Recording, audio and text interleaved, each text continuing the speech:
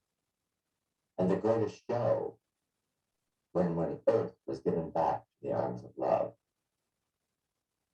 In good times, in bad times, space is thereby defined until you find the point, and then there is no return. The point of any poetry is to allow the rhythm to reveal its own inherent cadence when man comes to rest with the fact of being.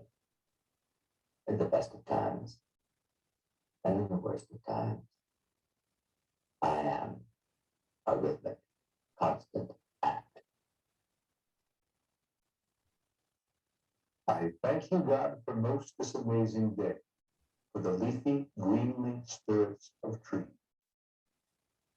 And I thank thee, God, for the wonder at hand that allows me to perceive them and view man. Now I lay me down to sleep. I pray the Lord my soul to keep. And when I awake, my soul shall be the meaning of being, real and see. But the day is dawned, and the moment declares, I laid me down, and my eye shines red. Oh, Captain, my Captain. What waits upon the scene of action? What waits upon the citadel so high? What waits behind the crenellated wall? What waits the barracked mind? Oh, Captain, my Captain, I call in sound upon the force unknown, but I know the gown is bound to be worn when my person and its ailments shorn. Oh, Captain, my Captain, why waitest on thee? I've had to call out to someone I see, but the moment at hand now reveals the fact that what I call for, I stand as that. How about Oh, that? Captain, my Captain, Oh. allow Oh man to my say, gosh. Extemporaneously. I have to figure out how to stop that video. and how are you arrayed? Where are you when you were able to do this? Hold on, I'm trying to figure this out. The poetry, All right, we still see you. Yeah, I know the you do. sound, I'm trying to, I kind of cut it off in the middle, so appears just to a run clip. So, beyond the entrance. It allows enhancement Nope. to Go back be to the screen. on call how's that? Go back to the screen. when one is Wow. acknowledged and the So profound. Oh, there we go back. Okay.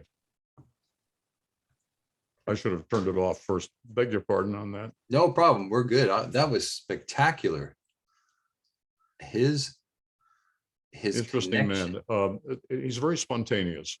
He would do a series of unfoldments throughout, for many, many years. He's long ago passed, maybe 10 years ago. And he's on the other side and still communicating to many people. Rolland, we lost your video. Oh, let's see. How do I do this? Let's see.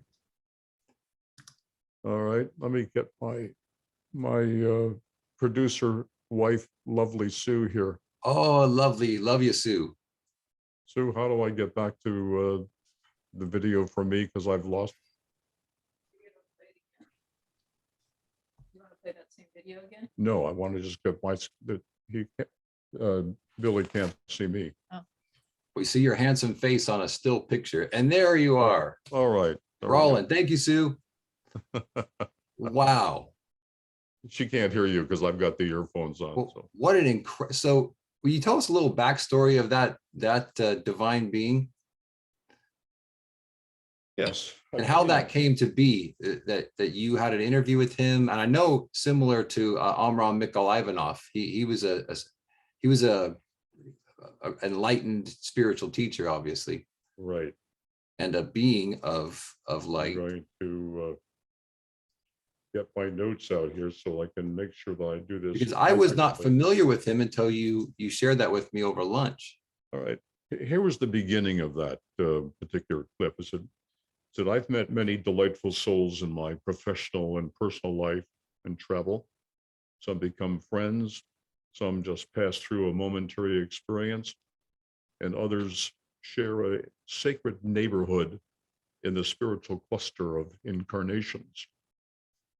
The late Dr. Kenneth George Mills, poet, philosopher, composer, teacher, artist, and mystic, once said, there is not a poem that has come from the foyer of wonder that has not borne the tantalizing fragrance of the wonders of the other side.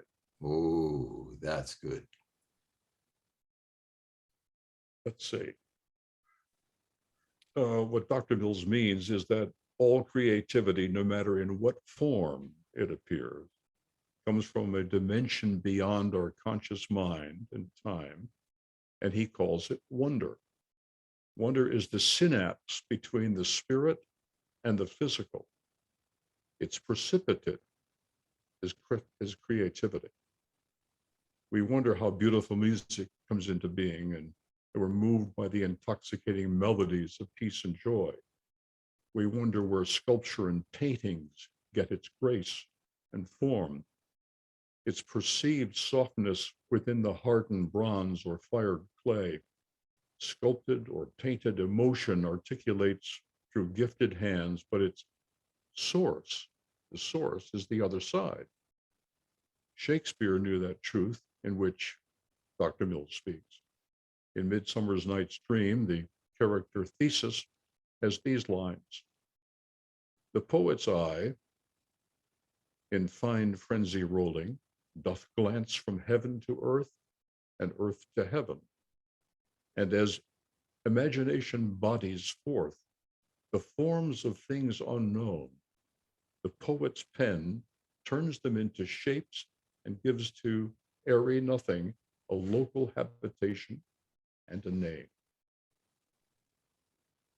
Kenneth Mills was a spontaneous poet, often in conversation or in metaphysical lectures. He would instantly, as you just saw, create a poem. And I did that interview in 1994 at his home in Arizona. And that's kind of his background. It's amazing. Lots of books out that he's written. Well, it's so beautiful to see him display what he so eloquently, that you read about him, and what he believes art and poetry, music, painting, sculpting, where it all comes from. It doesn't come from this physical time-bound world. It comes from the divine, that inspiration. It's inspirato, right? It comes from, doesn't come from, I love Leonardo da Vinci says, first it's in your mind and then it's in your hand. But I think to go further with that, it sounds like it already comes from the other side. It's just a matter of you to channel it through. And being a musician and a songwriter and a singer, that's where the best music comes from. It's not an effort. It's Well, just it's like allowing. Michelangelo, when he sculpted David, said that all he did, he said, the form of David is in this block of marble. All I did was remove what didn't need to be there. Yes. And there it is, getting out of the way and getting Yes. ourselves out, and the art that we are, getting ourselves out of the way. Yes. And that's the work, I guess, is to allow yourself to be open. As Dr. Kenneth is, it's just amazing. And that's why I guess I'm always working to get out of my way. It's strange because it's an effortless process, but it's efforting trying to get there. Yeah. It's a discipline. It's a practice. It's not a religion. I guess it's a practice. Would you say the same, to find that sweet spot when you're writing poetry, Rolland? Does it, obviously that brilliant poem you wrote about your son, other poems, have you found a connection to the effortlessness? I mean, I guess it was nature. You're driving on PCH or Highway 1 and you're allowing the inspiration of nature, and I guess what was in the moment, to pull you into that musing of poetry. Well, have a poem that can explain that and answer your question. Perfect. This was one where I absolutely moved my entire conscious mind aside and just started to write. Now, it wasn't what some people would call automatic writing. It was conscious of writing, but my consciousness stayed with the connection that I was feeling, spiritual connection that I was feeling at the moment I started to write this. At the time, and I don't, sometimes I write longhand, but mostly it's just on the computer. This poem is called The Legacy. And it was a connection that I felt from ancient souls. We are the ancient ones of yore, as we were you in times before. We seek to tell of futures past so you can know illusions cast. This is an epic time of change with energy that may seem strange, that permeates the planet Earth. Enlightenment will be its birth. As Gaia nears millennia and solar song rests at law, the tone of being harmony is active sequenced to a C. Once upon a scaled clef, there is a void of space that's left that takes you to another line that tunes your being out of time. Freedom then may source the essence, leading you to luminescence. When mind accepts what is real, frightened soul begins to heal. It is our joy to bring the one to human bodies just begun. But then the task is up to you to track the heart and thus imbue the character of humankind away from matter unrefined. Choose to be unconditional. Life is ever transitional. Be forgiveness and forgiving. Be receptive in receiving, for in the letting go of stuff, the universe presents enough. Many onces upon a time, we saw thy plight of inner rhyme and sent you light from space arcane, so harmony you could sustain. We oft will feel your soul within as pure creation without sin. The arrow term of off the mark, your misconception since the ark. There is no sin when all are born, just angels' song to mark the morn, and sing thee to thy frequency so you may fill your destiny. Remember back to long ago, before this time and this ego, a spark of thought from primal source created you from Tusk's resource. Once upon descending spiral into matter from the astral, you made a promise to return and share the love of your sojourn. Do not be now disappointed. Know thyself as one anointed. Be the harbinger of healing. Know there is no lonely feeling except the ones we self-create, and then our children emulate. They are the ones who seek a time when balance reigns and hearts will rhyme. Release them to explore the new, that they may be their spirits true, beyond the skin of history, deciphering a mystery. Accept these changes like a child. Know the heart is undefiled. When moving into loving light, there is no comfort like this might. Cease the cycle of wanting more that binds your greed and hate and war, and binds you to the law and blinds you to the law of love, and stems your journey to above. Be only love. That's what you are. So, Wow. Your poetry gives me so much peace, Rolland. I need to just record this and just put it on next to my bed, and it'll just put me, I mean, I feel it in my soul. Like I feel it, it relaxes me because I understand your poetry to such a degree that it's a feeling, not a thought or an auditory Does that make sense? I feel the words, the intention, the meaning, the Sure. music in it, and it's not something I'm thinking about or hearing. I'm feeling it more than anything. And poetry rarely ever affects me like that, but that is a powerful poem that hit me in the heart. Most of my poems are like that. There's sometimes I'm super critical and I'll go off on a rant, a poetic rant, but that's only to assuage my anger or disappointment at something that's happening in the world today. Oh my gosh. So so as a musician, as an artist, as someone who loves to bring my inspiration in through music, my ideas, my commentary, my feelings, obviously the music that we've written recently in my band, in the present tense, the name of the band, those songs are largely about the NOW-IST teachings. So I know a lot of artists suffer for their art, and I am not that type of songwriter or music. I love music to come through me. I don't like to overthink the words. I don't like to overthink the melody. I like it to come through me as if a channel, like we talked about these other spiritual teachers that channel. I love to channel inspiration music. It comes to me late at night, early in the morning. When I'm quiet, they say God's one and only voice is silent. So I forget who said that. It was, I think Milton or someone had that quote, or Nietzsche. But how do you suffer through your poems? Do you suffer to make them perfect? Do you have that perfection, or do you just allow them to come? No, I allow them to come, and I find the joy in the efficacy of words. Each word, actually each letter of any language has a power, and you put those little letters together and it has a little higher power called a word.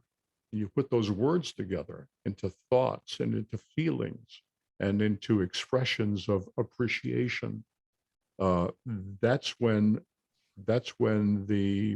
literally the spiritual energy of the word is then shared with the listener. It becomes a resonance. That may be why you enjoyed the two poems. I know that one was pretty long, and I apologize for that, but no, it was like warm water for me. It was like being in the Yeah. ocean, just floating in the great source. but as that poem was expressing, these were the thoughts from knowledge somewhere else out in the ether, Mhm. but intellectual knowledge, so that you could understand it, explaining why things are happening in the world today and why they're not, like the war in the Ukraine. It's only that exists from Putin because he has no love in his heart, and probably no love for himself, because you have to Yeah. love yourself first before you can love anybody or anything else. Absolutely. Absolutely. So, I mean, there was somebody many years ago in some spiritual teaching that I read that if all of us, it would, instead of criticizing global leaders, were to send them healing thoughts and loving thoughts, not necessarily, not condoning what they've chosen to do or are choosing to do, but so they don't keep getting these hateful thoughts into their spiritual being. They would get loving thoughts, that it might change them. And the end of the thought was, it's never been tried on a mass scale. What have we got to lose? Amen. I love that how you brought words and the power of when you take letters that create words. Words have an energy and a feeling. Are you familiar with Dr. Emoto's work? I know the name, but I don't know. I'm not familiar with the work. Rolland, he wrote a book called The Hidden Messages and Meaning in Water. And he had that experiment where he took jars and he filled them with water, and he wrote, like, I hate you, I'm going to kill you, on these different jars, these negative words that have a negative energy. And he wrote them on a piece of paper. Then he took other jars of water and put, the same water in there, distilled water. I love you, prayer, peace, compassion, God realization on these jars. And he froze the crystals in the freezer. Then he took them out and he put them on Petri dishes and looked at them with a microscope, and you could see the words that said, I hate you, or I kill you, and, you know, death. They were all jagged and asymmetrical, and they had no formation. But the words that said, I love you, peace, compassion, prayer, looked like snowflakes. So words actually have an energy. And he proved that with this study. I think it was like 2010 or 11 that he did this study. And he wrote this book. It was fascinating. But that words truly have a molecular energy field. You know, Dr. Larry Dossey, who was once the head of Parkland Memorial Hospital in Dallas, wrote a book about life after life. And he was talking about how love can change all things and all beings. He said they took 2 Petri dishes, and on one Petri dish, everybody sent loving thoughts and peaceful thoughts. And on the other one, they didn't give it any love at all. And the growth in the Petri dish for the love was just phenomenal compared to what was happening in the one that nobody prayed over. So what he was proving was the power of prayer. Wow. Were there organisms in there, or was it just plain Yes. water? Yeah, no, it was organisms. Yeah, you know, in a growth, some kind of whatever the growth medium is that they have in Petri dishes. Isn't that, I mean, do people need any more evidence than those 2 examples from Dr. Larry Dossey and then from Dr. Emoto? And those have been out for years in books and experiments.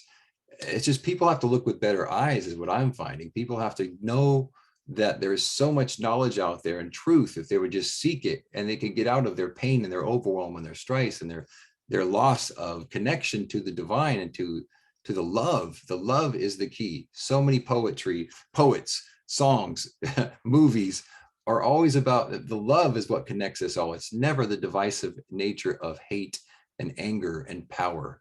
And we need more love than ever, I guess, in the world after coming out of the pandemic and now going into this Ukrainian situation. Love can heal all that. I believe it with all my heart. Well, so do I. In fact, I don't believe it, I know it. Yeah, And I guess that makes me a NOW-IST. that's it. Yes. I was hoping you'd say that because we had lunch. He says, oh, I'm a NOW-IST. I said, well, yeah, you're beyond a NOW-IST. You've gone to the next level. I love Rumi. Of course, you know Rumi. Right. Rumi says when you're born, a ladder is placed before you to escape this world. And I feel like, you know, you go up these higher rungs on the ladder, and you are from NOW-IST to NOW-IST. You're at that top rung. Yeah, that in many ways that's true. There's who is it? Rabindranath Tagore, the Bengali poet. Oh yeah, Tagore. I love Tagore. Tagore said, every child comes into the world with a message from God that he is not discouraged with humanity. Tagore was so simple in his wisdom and his Yeah. poetry, wasn't he? Yeah.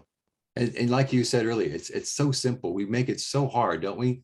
I'm inspired to teach about the present moment and to teach people how simple it is to get out of stress and overwhelm and anxiety and the monkey mind of thinking too much. And you've expressed it so perfectly in your poetry. And even though your poems are eloquent and deep, I felt like they're so simple because they hit me right in the heart. And I know everybody listening and watching felt the same thing, because you are a brilliant poet. And I know you're humble, Rolland, and you are a famous broadcast journalist and an anchor man. And what a gift to get this time with you today. Do you have a message? Do you have an extemporaneous poem or anything you would like to leave on this high note, on this high rung, if you will, of Rumi's ladder? For me, my personal philosophy is be only love, for that is what you are. And people need to remember that. There was a wonderful Dr. Jerry Yampolsky and his wife, Dr. Diane Cirincione. He wrote a book called, I think it was like The Power of Love. Oh, he said, love is letting go of fear. We need to let go of fear. because if we do that, the only thing that can fill it is love. But so many of us are so afraid to acknowledge who we are. We're afraid of dying, first of all. We haven't come to terms with the fact that eternity was never promised here. It's always promised someplace else. And we need to sometimes look into our own eyes in the mirror, look right at that pupil, the one pupil at a time, and then truly say, who am I? And I'll bet you anything, if you step aside for just a moment, your conscious mind, you'll get an answer. You'll know that you are the most magnificent human being that God ever created.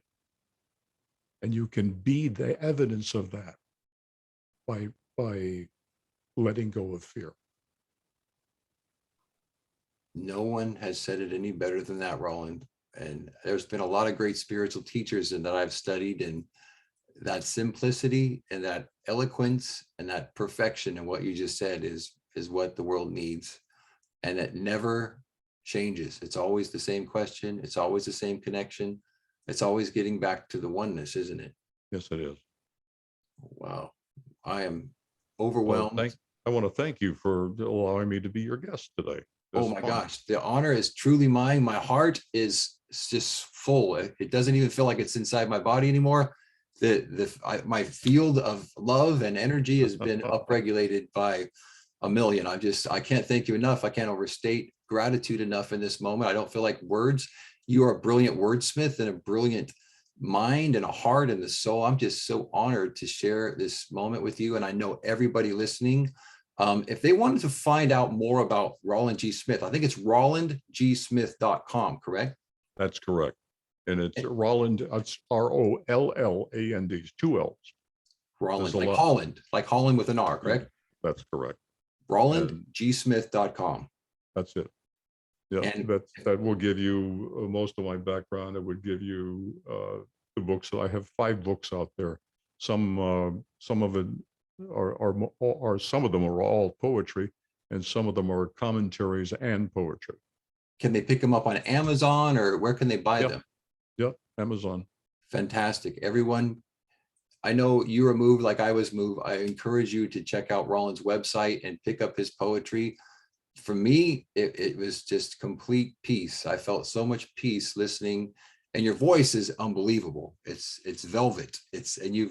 I'm literally, it just puts me at ease, and the poetry. So I will be picking up Rolland's book, and maybe I can bug Rolland to read some poems so I can record them, and then I can just play them. If I'm ever feeling stressed, I'm just going to listen to Rolland's poetry with his beautiful voice, and that will bring us all peace. So I thank you, Rolland. I'm blessed. I'm going to stop recording, but please don't go away. I want to talk to you a little bit more off air. All right. Thank you, my friend. Namaste. God bless you. Namaste.